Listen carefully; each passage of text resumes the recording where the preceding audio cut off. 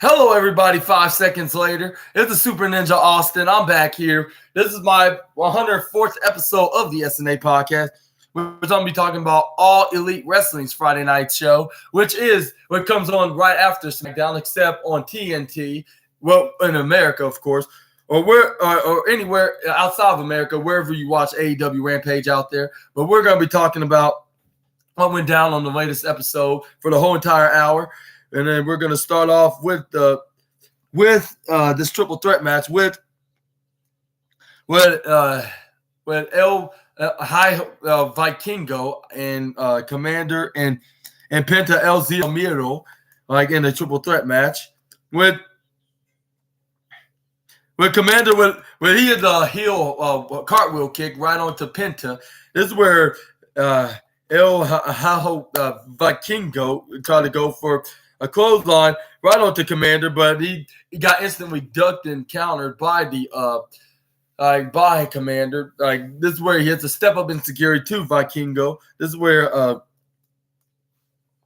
he does the forearm, like get ready to do a running striking forearm right onto Vikingo. But this is where he flips him over the top rope, right where he was laying and leaning onto the left corner, I believe, but he gets flipped over over the top rope, and then this is where he hits a Hurricane Rana right.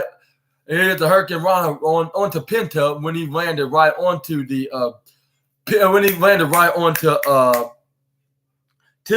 former AEW Tag Team Champion, and it made him do the backflip right through the ramp. Of course, that's what I should say, and then but Vikingo go for a suicide dive right onto Commander. This is where Penta got back on his feet. I don't know how, but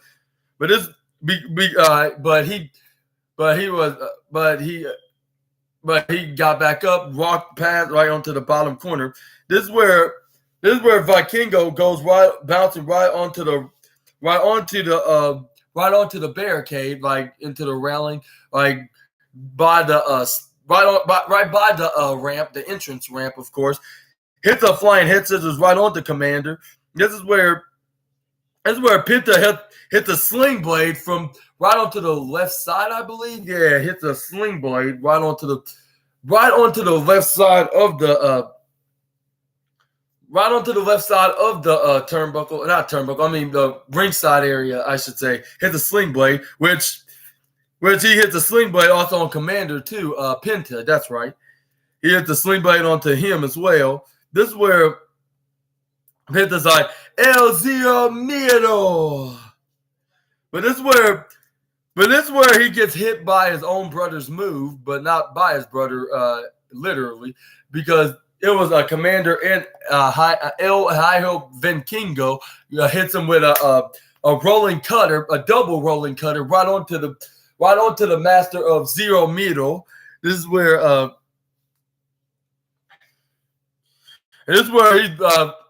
he shook his head, because I think he landed hard face first. And this is where the fans start cheering for Penta, saying his catchphrase like Zero Miedo, doing his hand gesture signature in the process.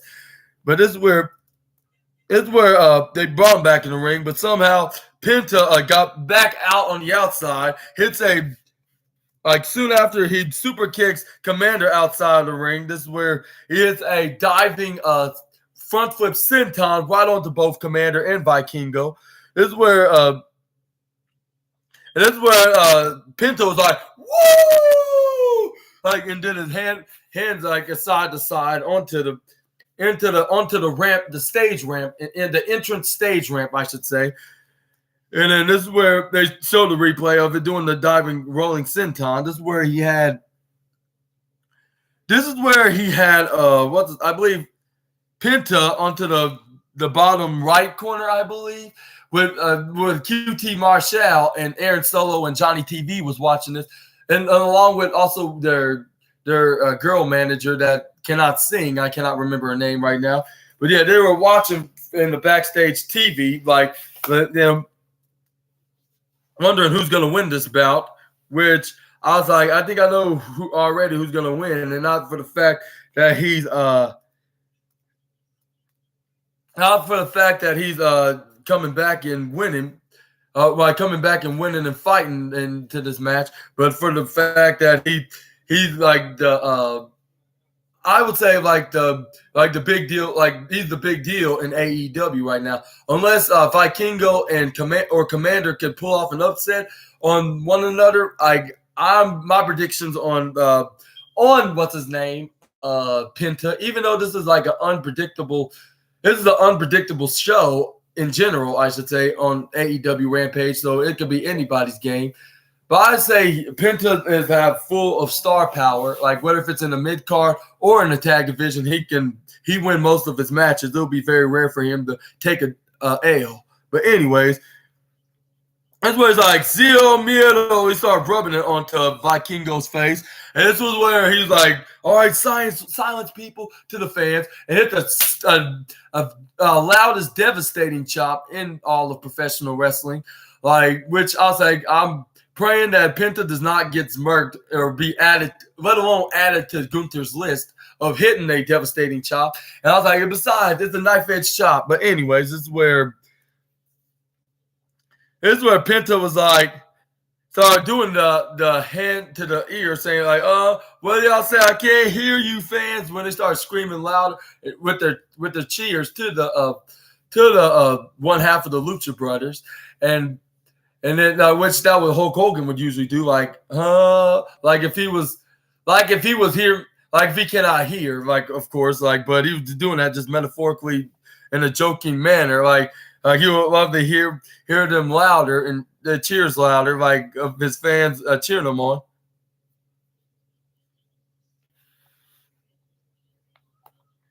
And then this is where he started hearing, but the chances were hearing from the fans. He was like, "All right, keep them coming, keep it coming." This is where it's like, This is where he started breathing in and breathing out. Like when he hanged Commander, I believe, right onto the right side of the ropes, like with his arms tied to it, like onto the top ropes on the right corner. And this is where Penta's like, the gloves come off, like take off his trademark gloves, or not trademark, I say signature more like, to expose the hand, the big puffed hand. Is like, and then this is where he's like, and he pointed at like saying you to Alex Alahantes and throw his glove right on him, which he usually catches the glove, like, and he caught it once again. He caught it. I was like, how would Alex Alahantes just caught that glove? Like, wow, like he's really good. Like, maybe he should stay as his manager. Like, even if he split from his brother Ray Phoenix, he should definitely have him as his manager. Only my opinion, of course, but it's a very good opinion of mine for me to think that he makes a very great manager for Penta in general. Like, and he should stay as his manager, whether he sticks around and teams with his brother Ray Phoenix, or go on his own way. Like, he should have him as his manager. But anyway, this is where Penta was like, wait for it, and he did a chop right onto the chest of Commander. I was like, oh my god, like, yeah, like this is. I was like, he's gonna probably have some chest pains in the morning, like guaranteed. Like, whether if it's inner or outer, like, and I hope sooner or later we won't see Penta's name onto Gunther's envy list. But anyways, here's what Commander's like, oh my god, the pain. And then this is where El Vikingo tried to go for an attack to Penta, but he saw him coming. He tried to go for a kick, but he dodges his kick. This is where Penta was like, you want a piece of me, man? Like, he started hitting right strikes right strike fist right onto his into Vikingo's midsection. This is where it's like, you want some more chops? Start doing more of it. Start hitting them hard into the process. But we're gonna get more to the point, like talking about this match when fans start chanting Lucha, like if Lucha House Party was an AEW. But I'll say 2/3 at least are on here, like Metalik and Lindsay Dorado, while Kalisto is. I don't think he's signed with AEW, but he probably is still wrestling in independent wrestling companies in Mexico. But anyway, this is where Vikingo hits a reversed Frankensteiner right onto Penta El Zio Miedo into his head, and this is where it bounced off right to the canvas. This is where it's like like that hurt like the Dickens, like from getting hit with the poison Rana, of course. This is where Vikingo was hanging onto the ropes. He was like, start clapping, but the fans was like, this is awesome, start clapping for this match. This is where he tried to go for this is where Vikingo looked like trying to go for a Hurricane Rana, but he knew he was going to grab onto his leg, so he let him hang him, place him right onto the top rope. This is where Commander goes for a pump kick right into Penta with them hanging off the apron. This is where Vikingo was on the top rope, kicks a face full of his foot right onto his face, and then this is where he goes. And where Vikingo goes for a running, go for a running side kick, like onto the top rope, like running onto the top rope, like what Penta's brother Ray Phoenix would do, but he decided to go for a double foot stomp to him, but Commander move out of the way, and this is where he takes a huge devastating kick from Penta, face first right off of Penta's foot, and fell right onto the ropes, like, and hanging off the apron. This is where Penta was like, all right, finish you off. Like, and I'm not sure what is this match for. Like, it's just some competition, like just some friendly triple threat competition, or even just a number one contenders match.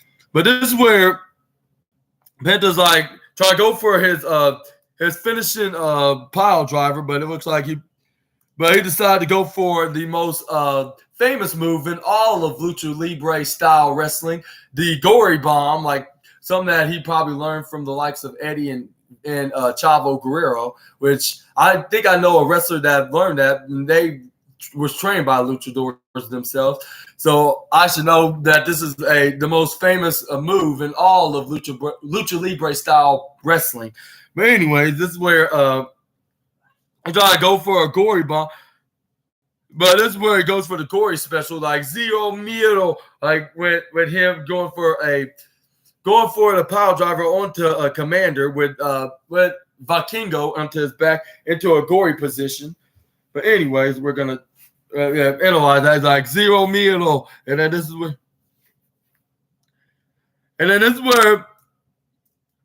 Vikingo's like, please no, don't. And this is where he landed the move, and the knees of Vikingo was probably messed up because he landed harder the most with his knees, which was right onto the hardest part of the ring apron, and then he hit Commander's head right onto the hardest part of the ring apron, also at the same time in the process, where Penta laying flat onto his back, onto the hardest part of the ring apron, but not hurting himself on there, but laying flat onto there because he was absolutely extremely exhausted from doing the maneuver. This is where he started hitting forearms right onto Vikingo, but Vikingo was answering back with forearms on his own. This is where Penta hits a forearm right back at him. This is where what's his name? This is where Vikingo was answering back with forearms. This is where he goes for a right strike hand right onto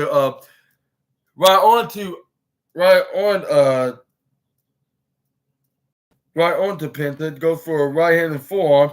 But this is where he tried to run and try to go for a splashing attack. But this is where Penta picks him up in the fireman's carry, spin him around. I was like, please do it. And this is my signature move right here. I thought it was my signature move. But this is where Penta hits him, swim him around, hit him like some kind of a jackhammer position, like doing a back or a Big Bang Catastrophe, I should say, like what Keith Lee would have done. But this will only got him to 2.5 second count. This is where it goes right on the top rope. This is where he's getting ready to do.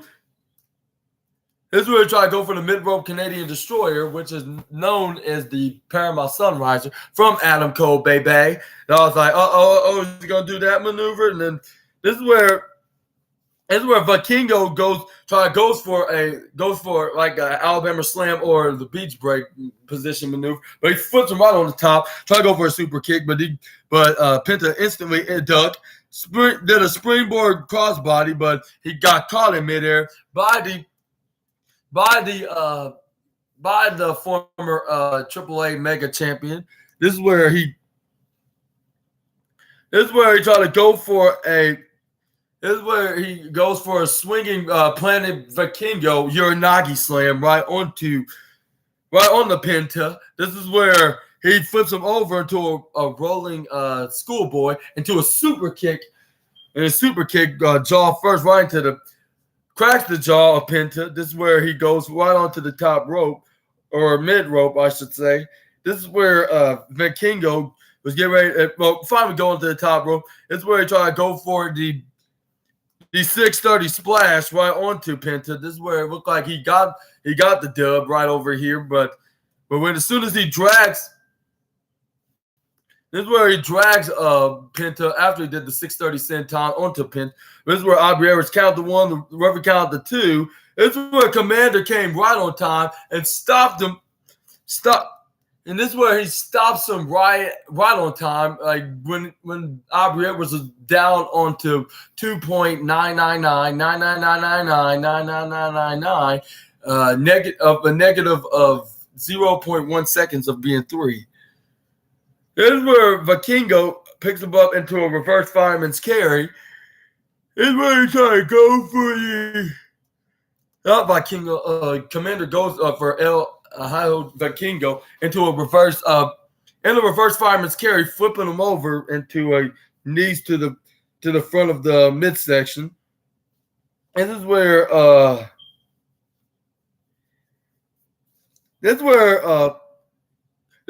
Commander goes right on the top rope, getting ready to do it like.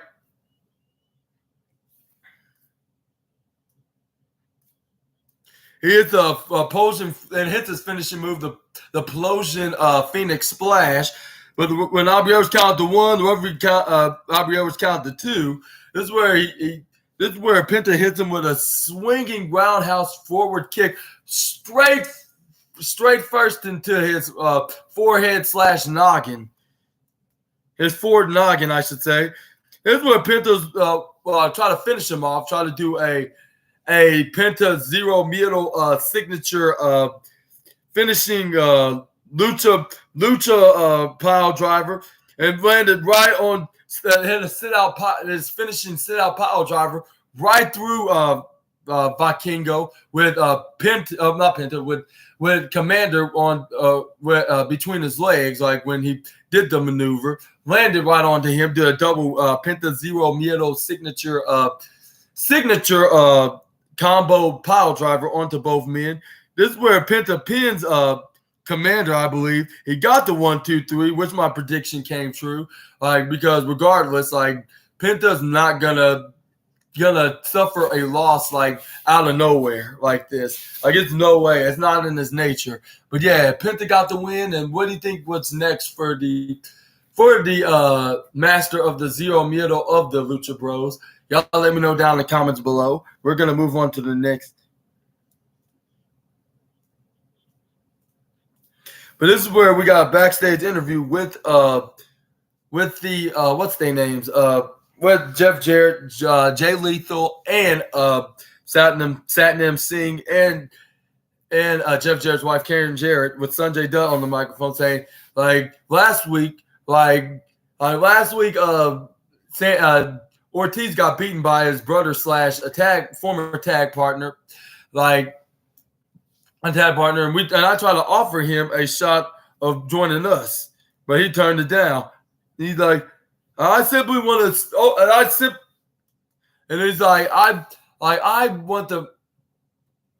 Like, I want to give an offer to the hottest star in professional wrestling today. I tell you, like, and then can you believe he said no, turn me down? He said no to Sanjay Dutt. Like, and this is the man that knows, like, that's a man that knows better than Eddie Kingston that he does himself, Ortiz. And he's like, that would be a big help with this guy.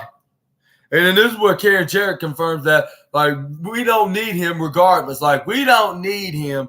And then this is where, and we never needed him. We never will. Like, and Jeff Jarrett's like, yeah, you know what? My wife is right. Like, we don't need, like, Sunday does everything he can to discourage. But the fact of the matter is, you're looking at the greatest faction in all of AEW, and then we don't need no help. Because one thing is certain. Like, you're looking at the next Ring of Honor World Heavyweight Champion right here, Jay Lethal. Because thanks to last week of their heel cheating shenanigans, like, they helped them got the W, bringing down Eddie Kingston in a 5-on-1 handicap match. But anyway, Jay Lethal was like, yeah, that's right. Like, yeah, and I'm going to show Eddie Kingston why. He's like, because I'm going to show Eddie Kingston, that good for nothing Eddie Kingston, that I'm the reason why I'm the reason of Ring of Honor being so prestigiously relevant today. And then I'm going to cash in my Ring of Honor World Championship shot in a one-on-one with me versus Eddie. It's fast versus slow. It's fat versus fit. And then it gets technicians versus what he said the last one. He said technician versus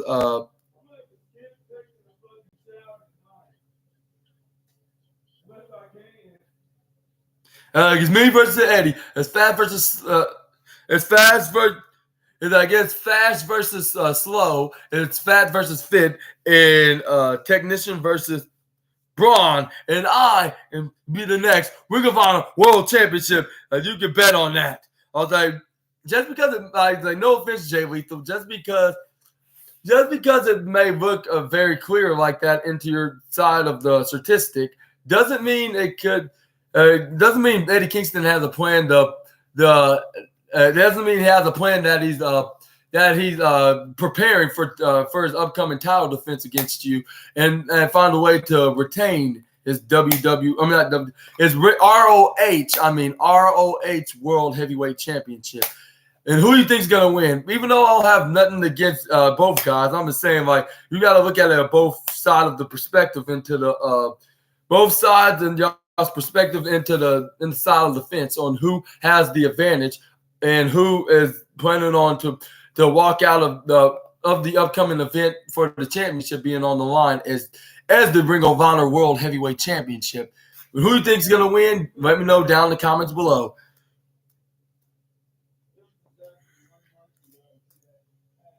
We got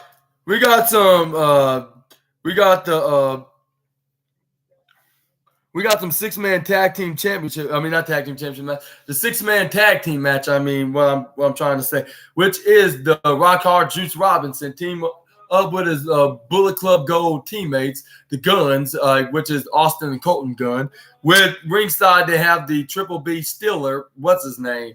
The Triple B Steeler, Jay White, holding on to the AEW World Championship. This is where they start off with. It's Christopher Daniels it's not a six-man tag match. It's a tag team match with the Guns taking on Matt Sydal and Christopher Daniels. That's right. We're just start off with Matt Sydal taking on Colton Gunn, starting off. Austin Gunn. This is where Matt Sydal, the former Evan Bourne, goes for a right hand, try to grab onto the leg of what's his name, of Austin Gunn, possibly another wannabe Super Ninja Austin. But this is where hanging on, hits a striking elbow right to the face of Matt Sydal. This is where he started hitting another right hand, another elbow. And this is where he started doing a little dance. This is where he tried to go for a body slam, but rolls out from Matt Sydal. This is where Juice Robinson and Jay White from the ringside say, yo, watch out. This is where he gets swinging kicked by Matt Sydal into the midsection. This is where he tags into the falling angel Christopher Daniels. They did a double They did a double twisting arm to Austin Gunn. Trips him down from the back of his knee, kicking the back of his knee, respectively. Hits it, and Matt Sydal went for a swinging roundhouse kick with Christopher Daniels going for a running clothesline to the back of Austin Gunn. This is where Matt Sydal hits a spinning rolling corkscrew splash or standing corkscrew. This is where Christopher Daniels only got a 1 count even. This is where Christopher Daniels hits Austin Gunn face first right onto the bottom left corner of Tina the Turnbuckle. This is where he continuously hit a beating right onto Austin Gunn, hit a right hand strike, hit a knife edge chop. I was like, hopefully that's not loud enough to add him onto Gunther's list. This is where Christopher Daniels tried to Irish whip Austin Gunn right onto the top right corner of Tina the Turnbuckle, but instantly got denied and countered by Austin. This is where he tried to go for a splash to Christopher Daniels. This is where Christopher Daniels smartly moved out of the way. This is where Colton Gunn hits his face first right onto the top turnbuckle. This is where Juice Robinson started clapping like, "Oh yes, this is our boys." This is where he finally tags in his brother Colton Gunn. Colton Gunn got on him and started hitting punches right onto the head.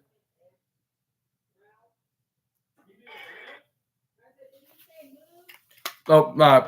What I did that for?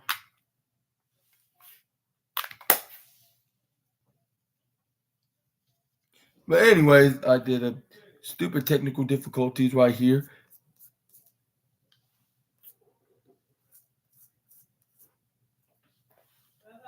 Is there any movies tonight? I was like, movies? I know that nigga did not say movie. My bad. I did something wrong here. A technical difficulty on my little device. But this is where Austin Gunn started hitting striking punches like onto Christopher Daniels. This is where he tried to drag him down to the ground. I mean, this is not dragging to the ground. This is where he tried to pull him into his side, try to pin him, but he only got a 1-2 ooh. This is where Austin Gunn. I mean, not Austin. Colton Gunn was arguing with the referee, saying like this was 2, and this is where the referee denied him, saying like no, you buffoon, like it was 2, like no, it was 3. This is where he tags in his brother Austin back in the match. This is where he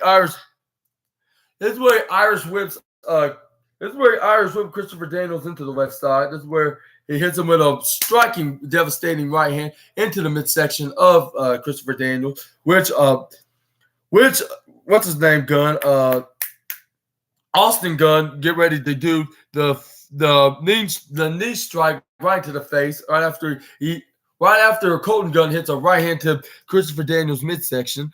This is where he hits a single lariat right onto him, like as soon after he turned around, and this is where Austin Gunn tried to pin Christopher Daniels, but he only got a 2 count. Once again, this is where Austin Gunn's like, "You gotta be kidding me! Do your job, referee! You're not fast enough." And this is where he rolled under the ring onto the outside, into the ringside area. Colton Gunn was like, "It is my ring, like get him, brother." Like this is where he like. And he's like, get him. This is where he started going under the ring. And I was like, what is he getting? Like, oh, like I see why. Like he's getting that little cardboard of Jay White that they always keep worshiping and bring him into the ring. But that's not even a real person. So what's the point of bringing him?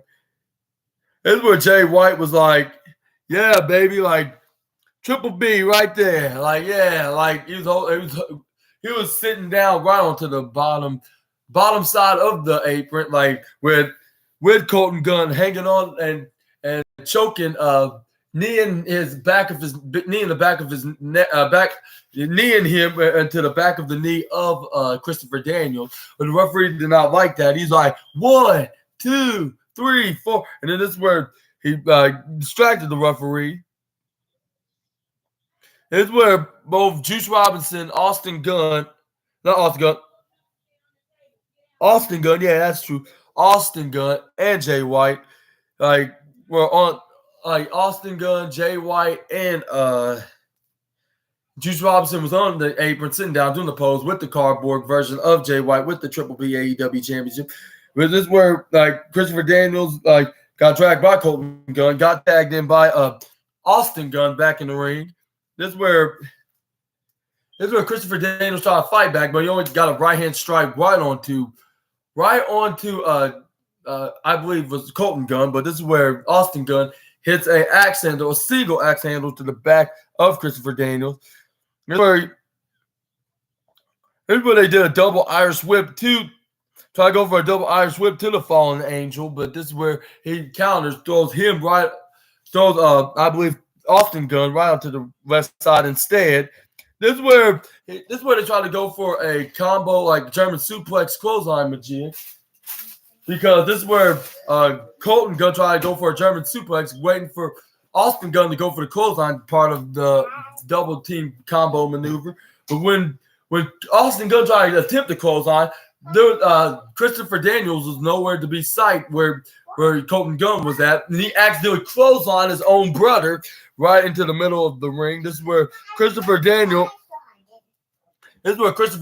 hits a German suplex on his own, respectively, to bring down the Ass Boys for good. This is where he started climbing for his attack partner, which was Matt Sydal at the time. Matt Sydal, and this is where he hits a swinging kick to both Austin and Colton Gunn. This is where Austin Gunn tried to go for a clothesline, but he was too late because he hit the striking missile roundhouse kick, and then this is where he brought him down. This is where Colton tried to go for a clothesline, but instantly ducked out of the way. Hits a super kick to him. This is where Matt Sydal was like, "Oh, let's go on." This is where they had onto the top. But this is where it looked like you go for a shooting star press, but instead, I believe Austin Gunn sacrificed himself to save his brother Colton because Matt Sydal hits a flying meteor right onto him instead. This is where he tried to go for the pin. And he didn't realize he was the legal man, but Matt Sydal realized this because he pinned him. This is where the referee counted 1 and 2, but this is where Colton Gunn instantly saved him in this match, so they won't lose this tag match. But this is where Christopher Daniels hits the right hand strikes, repeatedly hitting strikes like boom, like the old classic style right hand punches. This is where he Irish whipped him from the left side of the corner to the right side, but instantly got countered by Colton Gunn. This is where Austin Gunn caught him, flips him over the top rope on the right side of the ringside area. And then this is where, the bottom side. And then we see the jumping knee strike from Matt Sydal to, I believe was the Colton Gunn. This is where he hits, this is where he goes for a double Nelson position, roll him into a schoolboy, into the most devastating move in all of sports entertainment to surprise roll up. But only got him a 2 count, 2 even count, I should say. This is where Matt Sydal goes for a spinning roundhouse kick. I hope I didn't say Matt Cardona because that would be very embarrassing. But this is where Matt Sydal Irish whipped Colton Gunn. I'm not Colton Gunn, Austin Gunn, but Austin moved right out of the way. This is where my glow stick set there of the evening. But anyways, we're going to talk about more of what went down on AEW. But anyways, we're going to... Yeah. Oh, be careful. But anyway, this is where Sydal flips roll out on the top rope. right on the top rope. This is where he tried to go for a springboard crossbody, which is a proven comeback move on Sports Entertainment. But I don't think he came back. He looks like he got shut down by the Guns because they hit a flapjack facebuster 1 or 3D maneuver, more like the 2Gs, more like hit the 2Gs facebuster plant right onto the canvas. He got the 1, 2, 3, and they maintained their momentum into the AEW roster, getting much wins. But Atreyu, you stop it! Don't bring the door down. Now, anyways, this is where they rolled him out of the ring. This is where the Bullet Club go celebrating. This is where the little man of the Bullet Club Gold. This is where Austin Gunn was on the microphone, was like, "Hey, everybody!" Like, and you too, MJF. Like, he's like, "Dynamite was for the Bang Bang Gang. Yeah, Collision belongs to the Bang Bang Bang Gang." And he's like, "And the Rampage belongs to the Bang Bang Gang." I was like, "And your point, Austin? Like you're like you. I believe you said something similar like this before, so there's no need to remind the fans." But he's like, also at Full Gear, like in the.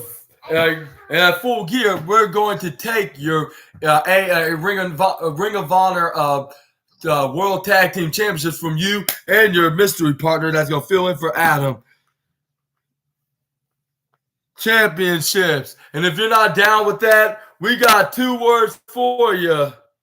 Well, that's what Colton Gunn said. And then this is where they said guns up with both them and Switchblade Jay White and Rock Hard Juice Robinson did. This is where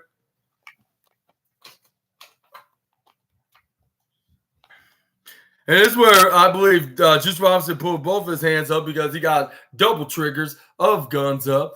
And then this is where fans start booing, like, "Boo!" Like, "Our scumbags gonna get our championships back!" Like, and he's gonna, and it, whether if it's before or during, or if it's before or after y'all's after him and Juice, not Juice Bob, Jay White's match at Full Gear, like he's gonna get that championship back.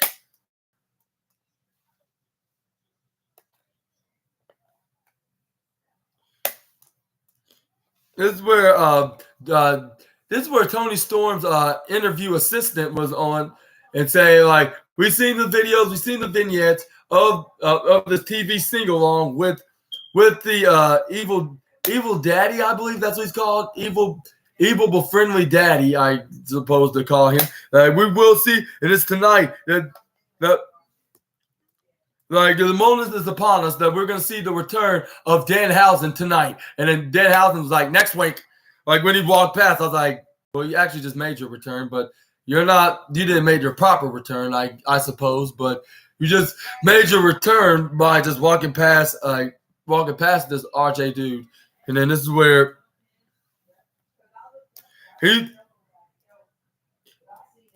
because Danhausen was like, no, you got it all wrong. It's next week. And he's like, "All right, next week we'll see the debut of Danhausen." Like, "Thank you. Like, see you next week, less than 7 nights from now." And I was like, I think it's kind of entertaining to see Danhausen back, but do he really have to keep up with this pirate leprechaun voice? Like, keep up with this pirate leprechaun voice? Like, he would be very entertaining even if he had a normal voice. But I think that's what makes him more of a popular star. Like, with the fans getting over with him, with everybody imitating his voice just like me, like Super Ninja Austin. But anyways, what do you guys think? Do you think Danhausen is going? What do you think about Danhausen's return? Like, is he going to be immediately in a wrestling angle, or is he just going to start from back to the bottom, like by being in a average typical wrestling match with him going to win by cursing his opponents to make them lose for some reason? But yeah, only time will tell. Let me know down in the comments below what we're gonna see from Danhausen from his return from injuries from nearly a year, but probably from the beginning of 2023, which we're gonna probably see him very soon in a match for the AEW. I'm not sure what kind of angle he's gonna be in for next week on AEW Rampage, but we're gonna see. Only time will tell. Like I said, we're gonna see what's next for the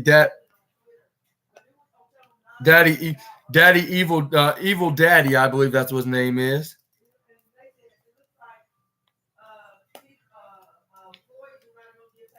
This is where we get a backstage interview with Ruby.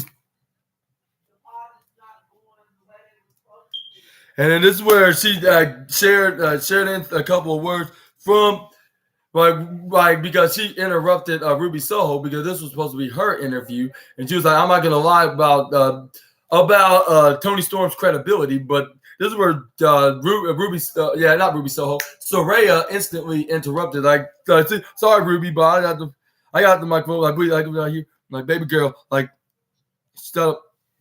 Be quiet right now. Like, let your leader talk. Like, I was like, really? Like, you really have to be a Gunther and a Leuven Kaiser of this team right now? Like, this is where, and then this is where Saraya stared directly towards Ruby. So you're talking about Saraya, like, I mean, they're talking about Tony Storm, like she's some kind of big star but she's absolutely nothing. She'll be absolutely nothing without me. Like, I'm the biggest star of the Outcast, and I think you're forgetting that. And if you're being ungrateful, you wouldn't. And if it wasn't for me, you wouldn't have some TV time right now. Do you understand that, baby girl? Like, and then she's like, yeah, okay, I guess I understand that. And then Ruby Soho was like, I'm sorry. Like, I'm thinking this whole thing out on you. Like, I'm sorry. Like, it's not. I'm just wanting the best from you, okay? Like, you stick with me, you're gonna be a star, kid. Like, see you later. And then this is where Ruby Soho confirmed that she's older than her, like, which I believe she was born 1990 or 1991, which Saraya is born 1993. Like, so I guess that makes sense because she's like about 32 or 33, while not Ruby Soho, Saraya is about 30 years old. But yeah, yeah, that makes sense because yeah, she is older than you. So why are you calling her a kid? This is where Cool Hand Ange offered his Cool Hand Ange comb. He was like, "You need me to help comb that out for you." And then this is where Ruby Soho sternly told him like that, "Don't even think about it, and I'm not interested. Whatever you want, whatever it is you want from me." And then this is where Cool Hand Ange was like, "Okay, playing hard to get. I see." This is where he look. This is where Matt Menard was like, "What the hell's going on here? And why you keep doing this, Ange?" Like, and then he's like, and then like Alex, like, "Do you got a minute for me for this interview, or me for an interview?" Like, I okay, like I got a couple things to say. Like, I got a couple questions, things for you, Ange. Like, what happened to Wednesday night? I want to know. Like, the biggest match of our lives and careers, like, to take the bat and take 2 years, start screaming screaming his lungs out, like when he said onto the microphone that it was 2 years to take our anger out on Chris Jericho, like smash him in the face, win the match, and then you couldn't do that. You couldn't. Only could do because you don't have the. You just don't have that dog in you, like just like me. Like I don't think you don't have the dog in you. Like yes, that's why I said it. Like about it. And he's like, and then this is where what's his name confidentially, Cool Hand Angelo Parker confidentially said, like, "Don't you notice that everybody don't have that much frustration like what you have, like, and how you put up with things, but if you excuse me, I'm gonna talk to my real friend. That's Daniel Garcia because he has a big match tonight, and this is his moment. So I want to give him some encouragement for that. Like, and I'm actually gonna be a friend to him, unlike you." Well, he didn't say unlike you, but he gave him that look like if he was about to, like, he gave him the look of saying that towards his eyes, saying like unlike you, like I'm gonna be a good friend to him. Like I'm gonna be a good friend. And this is where And this is where hilariously Matt Menard, Daddy Magic, said, "What did he turn out to be? Some kind of a pervert?" And I was like, and then this is where the backstage interviewer guy was like, "Beats me." That had me laughing so much. I was laughing so much, I nearly fell on the ground while sitting down watching this. Yeah, what is some kind of a pervert? I was like, good point, because he's always keep going near around Ruby Soho, trying to get a favor from her, like for some reason. I was like, hopefully this is not gonna be some kind of romantic storyline, like with Cool Hand Angelo Parker stalking Ruby Soho, and finally she falls for him, and they be a couple. Like AEW, please don't take a page off of WWE's playbook. Still continue doing storylines what has something to do what's in the ring, and not what has to do into like a romantic angle with these two wrestlers, like with this female wrestler and this male wrestler that has no relation with one another whatsoever, like of them being a potential couple. But yeah, y'all let me know down in the comments what you think about this in the comments. Only time will tell. This is where we got Sky Blue taking on Marina Shafir, I believe, into this match.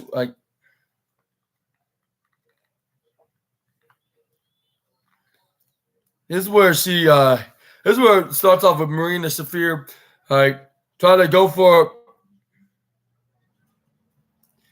This is where she tried to go for a. This is where she tried to handshake.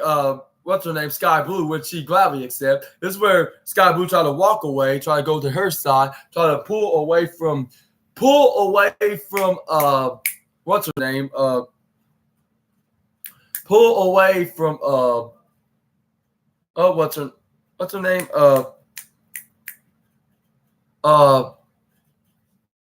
Try to pull away from Marina Shafir, but she wasn't letting go of her hand. She started trying to stomp on her hand to let go. Something that my nephew usually do, like when I try to hold his hand when I try to cross the street, try to walk him to his parents. He started punching my hand like a typical toddler would do. Like, I guess that what Sky Blue kind of reminded me of, like when she trying to stomp onto Marina Shafir's foot, like looking like a 3-year-old doing it, like let go of my hand. Start stepping on. That's where Marina Shafir hits a boot right onto the midsection of Sky Blue, which made her roll out of the ring. This is where it's like that's all she got. Like that's all she's good for. This is where she started walking around the ring. This is where she started hitting her in the midsection. Started hitting forearms right onto her upper body and face of Marina Shafir. I was like, yeah, she definitely deserves that because she's a horrible person in general in AEW. But this is where Marina Shafir hits her right in the midsection with a side fist to the midsection, slamming her right onto the into the concrete floor, which is a proven weapon in at the most deadliest part of the ringside area. This is where Marina Shafir hit the most loudest and the wooest chops in the world of professional wrestling. This is where in women's wrestling side of things, of course, and she does the same with her hitting her chop right into the chest. This is where she tried to go for a roundhouse kick, but this is where Sky Blue hits a sliding duck, like a page off of still in a page off of Liv Morgan's playbook. And then this is where hitting swinging kicks and right hand punch right onto Marina Shafir, screaming and calling, calling and screaming in the process after she started hitting her right on her head and started taking her around the ringside area, hitting her on the former barricades, on all of the barricades. And then let's see.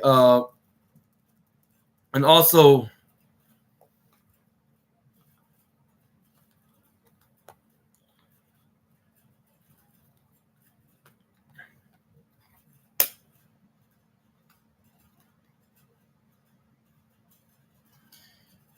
this is where both women were down, like when when they hit, what move was it? It was a.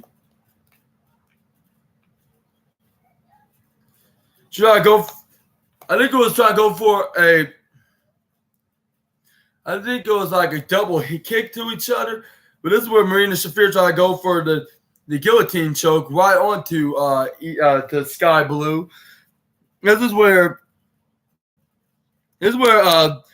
she tried to knock Sky Blue out cold, but it looks like we've seen a more vicious side of Sky Blue. Like she bit the side and she bit the side of the waist of what's her name of Marina Shafir. Like this is where she started screaming, like she bit me. Like she told the referees, like she bit me. Like see right here, the teeth marks. She bit me right here. And then this is where it was a perfect distraction because she hit the most devastating move in all of sports entertainment, the surprise roll-up, but she kicked out of the maneuver. This is where the referee reminded Sky Blue, saying like that was a 2 count. Like, and this is where she instantly super kicked. She instantly super kicked Marina Shafir right in the face. This is where she tried to go for a close on Sky Blue, but Sky Blue ducked out of the way. This is where she hits a super kick right onto Marina Shafir's face once again. This is where she tried to go for the cold blue, more like cold black. Like, which she got the 1, 2, 3, I believe, off this move. And beat Marina Shafir, remaining winning with this new moniker. I was like, maybe this is a good thing that she is this new badass Miss Face, black Miss Face, baby face, I should say. But it's probably only a matter of time for her to turn heel and to do so onto Willow Nightingale. But until then, enjoy this while you can, because when was the last time we saw Sky Blue this dominant as a baby face? Let's be honest. But yeah, y'all let me know down in the comments below what's next for her. She got the win. She's still wearing the tribute Scooby-Doo gear that she wears as Sky Blue. Like, she won this match. Still have the black mist eyeliner that she's wearing, like with her from the past couple weeks that she wears. This is where we got a video package vignette of Darby Allin admitting that Lance Archer you gotta admit that he is a killer for real. Like, and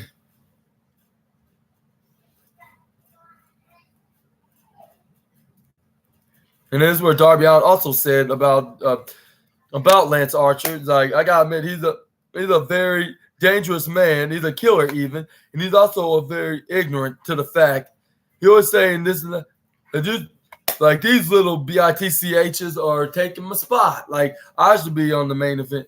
Like, intent of fate, and you choose death too many times. Oh no, he's like, you choose death like too many times. He's still alive here. That's what Lance Archer said about Darby. Like, I'm not gonna take a skateboard and ride on the sidewalk and I can jump and go high as you can jump.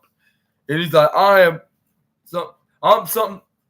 Like, I'm not something that you can climb, Darby. Like, I'm the Murder Hawk monster, Lance Archer. And then this is where Darby Allin even admit that I never been to ring with him. And then this is where he's like, you went to.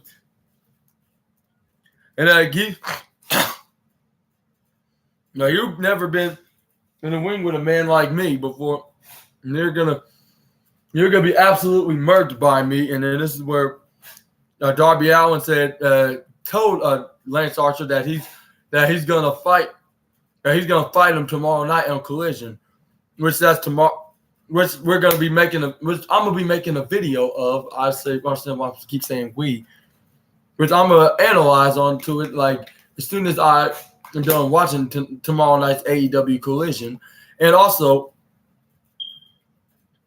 who you think is gonna win this match? Even though it's a non-title match, just to have some kind of a short-term rivalry until Darby Allin gets into another singles rivalry as soon as he's done with Christian Cage, teaming with Darby Allin and Sting to take on Nick Wayne and Luchasaurus on Christian Cage's side. Who thinks going to win that as well? Like I keep repeatedly saying that. But most important, who's going to, for tomorrow night's sake, who's going to win at tomorrow night's Collision show?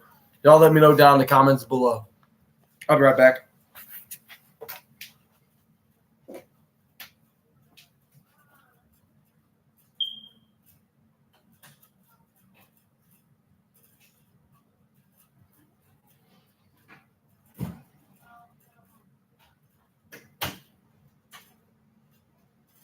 All right, I'm back.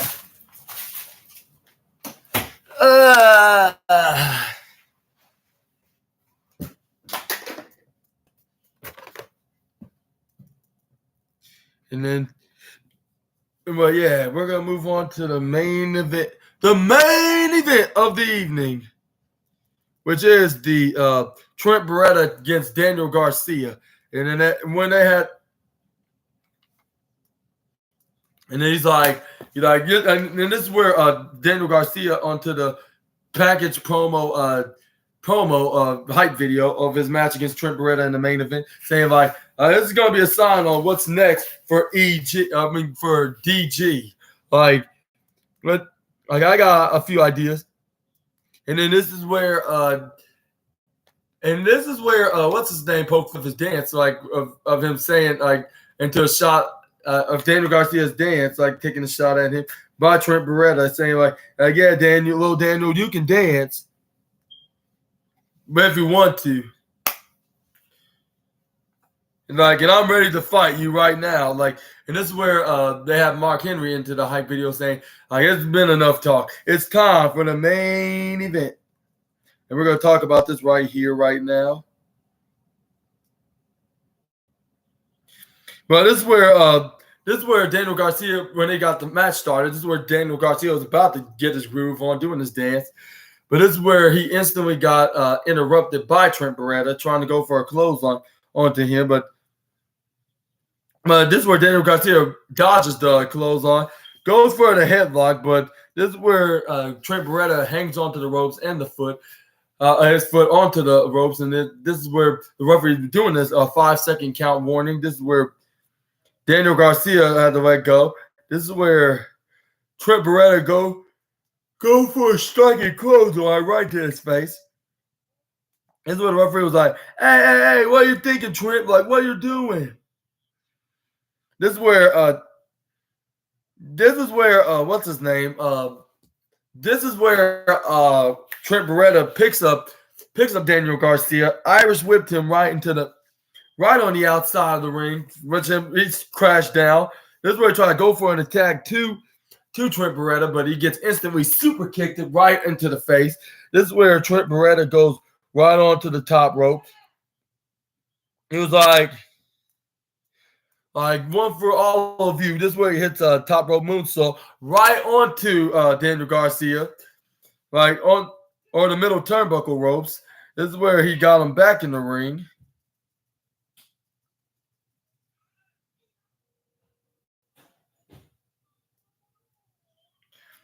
This is where it goes for the half and half Nelson suplex. This is where he picks him up, trying to go for a spinning version of my signature move, which is the Death Valley Driver. He tried to go for the pin, but he only got a 1, he only got a 2, but he only got a ooh. When he kicks out at 2.1 seconds, of course. This is where I was like, that move does not get that much appreciation. In wrestling. In your room? Okay, Atreyu, I'll put on Kaji. Okay. My baby loves Kaji. Hi, baby. Atreyu, you come out here and watch it. I think, Mommy wants you to watch it out in the living room. Atreyu. Ow. Nephews. Anyways, this is where Trent Beretta tried to go for a suplex, but Daniel Garcia he counters it, tried to go for a clothesline. This is where he tried to go for a German suplex, but it only. Trey, you can't scream on the camera like that.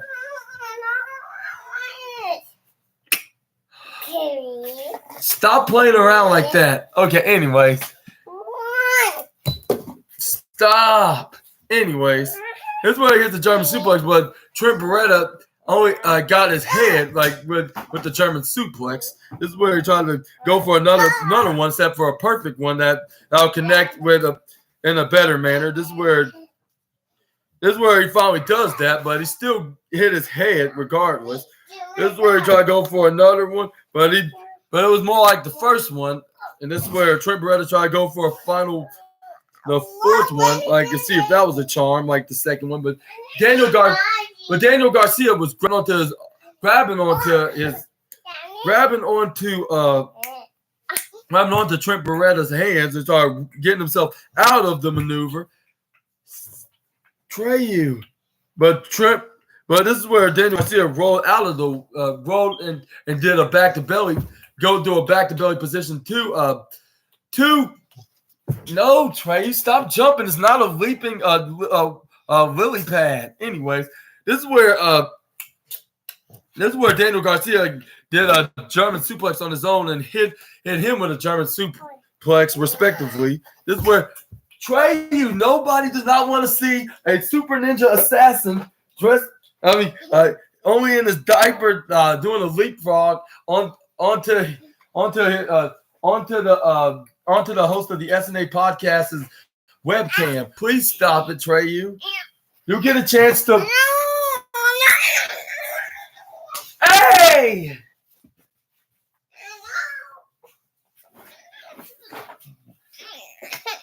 Stop acting like Sky Blue right now. Hey! You're really acting like Sky Blue. Ow.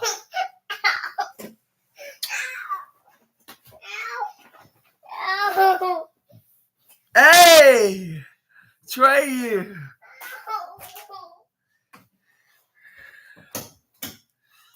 Ever have one of those days? But anyways, this is where I thought Simon was the only one that gets beat up by his own puppet. But anyways, this is where Trent Beretta goes for an elbow strike right onto Daniel Garcia. This is where he tries to run right to the bottom side of the rope. Gets booted right into the face with an interception by Daniel Garcia to Trent Beretta. This is where he tries to go for a running clothesline, but this is where he gets picked off into a knee strike by Trent Beretta. And also, both men hit each other with a double clothesline. They got back up. This is where they start screaming at each other like, ah! Both Trent Beretta and Daniel Garcia. This is where he hits a striking forearm to Trent, but Trent answered back with a forearm himself. This is where he started hitting forearms back and forth like boom, boom, boom, boom. And then this is where Trent Beretta's finally started winning, striking 4 elbow strikes, I should say, right up to the face when they start doing an elbow face off, like boom, boom, boom, boom, hitting each other. How hard they get their elbows right to their face. This is where Daniel Garcia goes for a German suplex to Trent Beretta. Trent Beretta got back on his feet like, you think you can bring me down with that? But this is where he hits a running knee strike, like if he was Bryan Danielson, of course. This is where it was very perfectionately brutal, of course. This is where Trent Beretta picks up Daniel Garcia, try to go for a sit-out pile driver, which he slimly successfully did, but he only gave him a 2.8 second count. This is where Trent Beretta picks up Daniel Garcia, hits a striking forearm right to his face. This is where Trent Beretta tried to get. This is where Daniel Garcia hits a striking forearm right into his face. It looked like he was getting over as a baby face. This is where he grabbed onto his arm, but this is where Trent Beretta start hitting like bull hammer elbow strike right onto Daniel Garcia. It looked like how the fans start booing him. It looked like it's a double turn because it seems like everybody's starting to get over with Daniel Garcia and his dance move routine. And because it looks like the fans are slowly booing Trent Beretta and slowly cheering for Daniel Garcia gradually. This is what Trent Beretta's like, no, not that dance. And he boot him right into his face. The fans start cheering like, when Daniel Garcia started putting his hands to do the dance move like this. But this is where Trent Beretta booted him. Everybody's like, why, Trent Beretta? I thought you were cooler than that. This is where Trent Beretta tried to go for a spin around springboard tornado DDT. Daniel Garcia tried to grab him, try to do a choke slam position. I'm not sure if he would do that because I'm not sure people that are under 6 foot can do a choke slam unless you're the Hurricane, of course. But this is where he got smacked out of the way. His hands smacked out of the way. This is where Daniel Garcia is like, did he just do that? Like he just released. He just released it, and then he started doing that dance like this, like started doing it like what he made famous on the internet. What it made the Arizona Cardinals started doing the Garcia dance, of course. This is where he hits a sit-out pile driver to Trent Beretta, but when he tried to pin, this is where when he tried to pin Trent Beretta, but referee counted the 1, the referee counted the 2, but he kicks out at the last second of 2.9999999, like slash a negative 0.1 seconds. Like, how did he kick out of that move? Like, how? Like, he was just an inch away from being 3.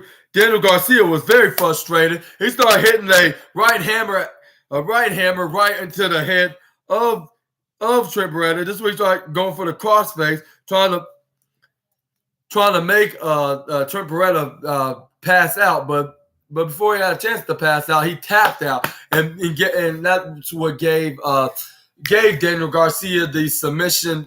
Give him the submission victory into the main event match. And then, and he beat Trent Beretta. This is what Daniel Garcia started continuing to do his dance to celebrate, like this or whatever. And then this is where Daniel Garcia was like,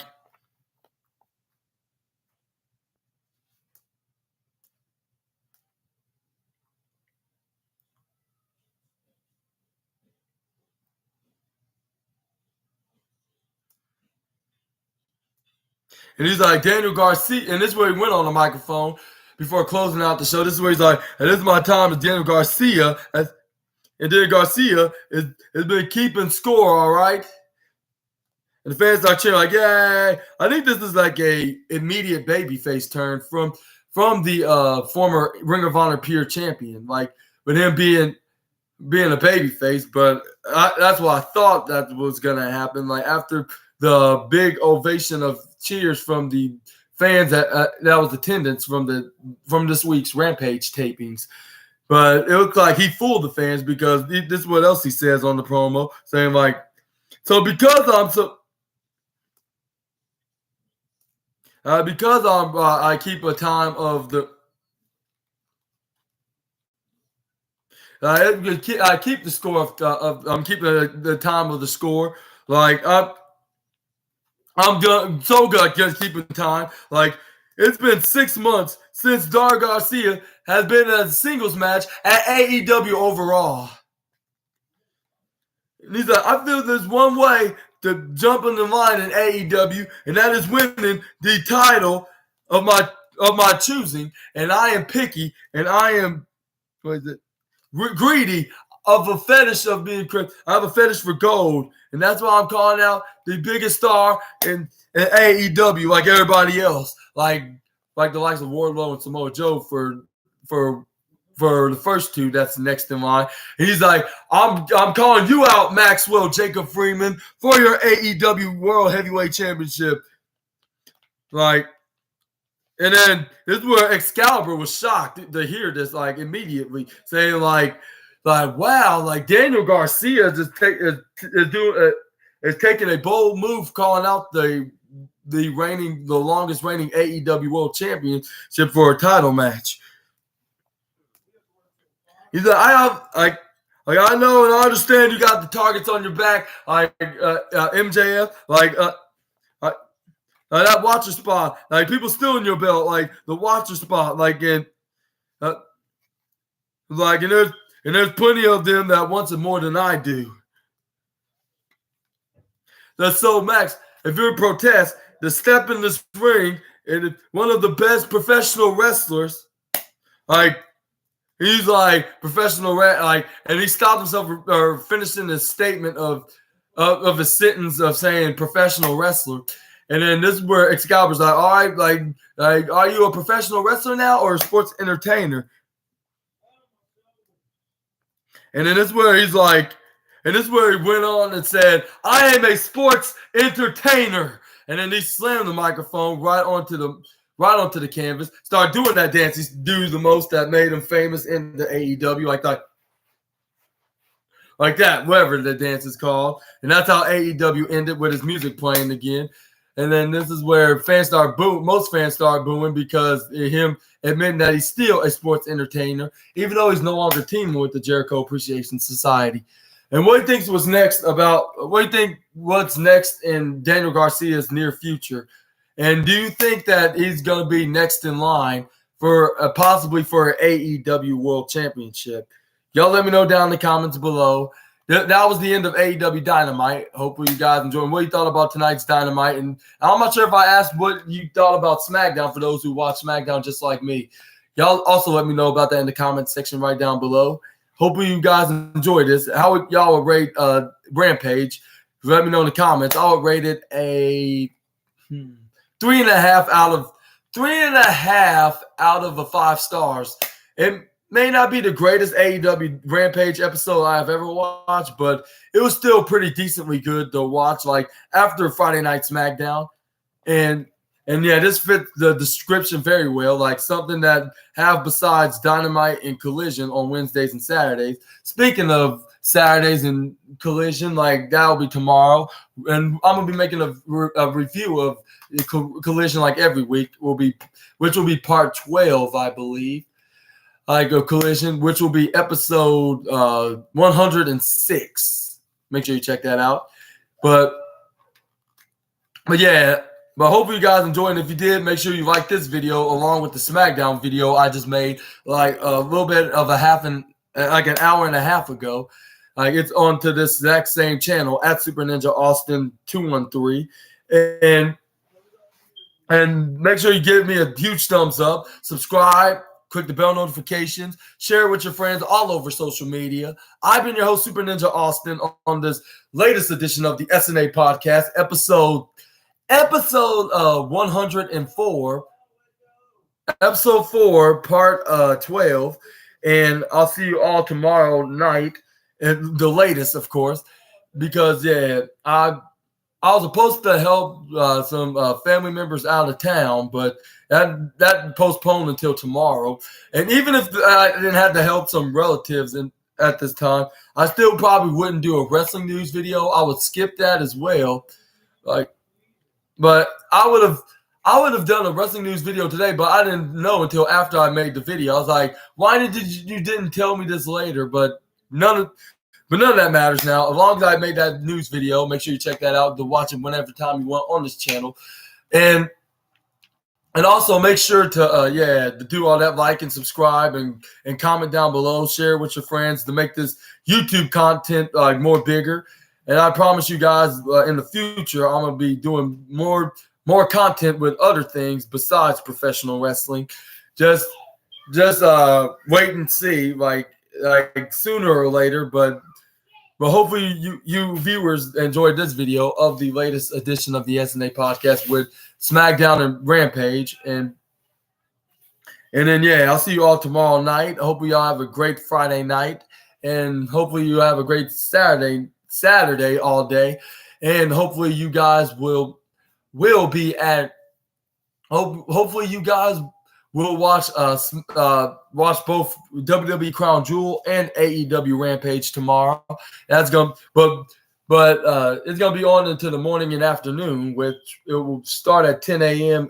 Pacific, 12 Central, and 1 p.m. Eastern, I believe, because it will already be evening in Saudi Arabia. So, despite helping my relatives out of town, I'm going to be watching it on my cell phone, like because I happen to have Peacock on this cell phone, on this very particular cell phone. So I'm gonna be watching and then analyzing what went down what went down on tomorrow's tomorrow night / afternoon's pay-per-view or premium live event, the WWE's latest premium live event.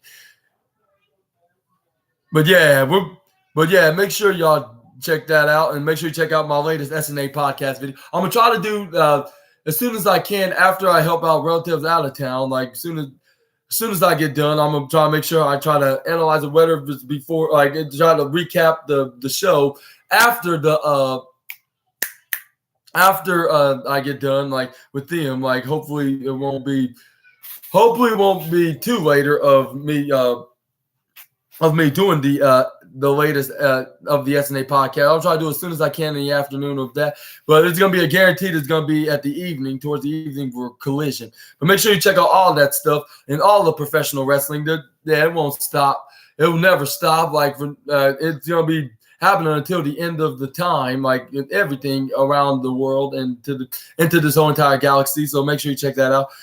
See you guys tomorrow, but in the meantime, and also before I go, I'm gonna say this is gonna be my 4th ever premium live event recap. Yeah, which first one was Payback, I believe, and then it was a Great American Bash, then Fastlane. But this will be my 4th one, which will be Crown Jewel. Make sure you check that out, and I'll see you all there. Hope you all have a great rest of your Friday night and a Saturday all day. In the meantime, Super Ninja Austin, the Assassin, is out. Bye-bye, everyone. Bye-bye, my SNA fans.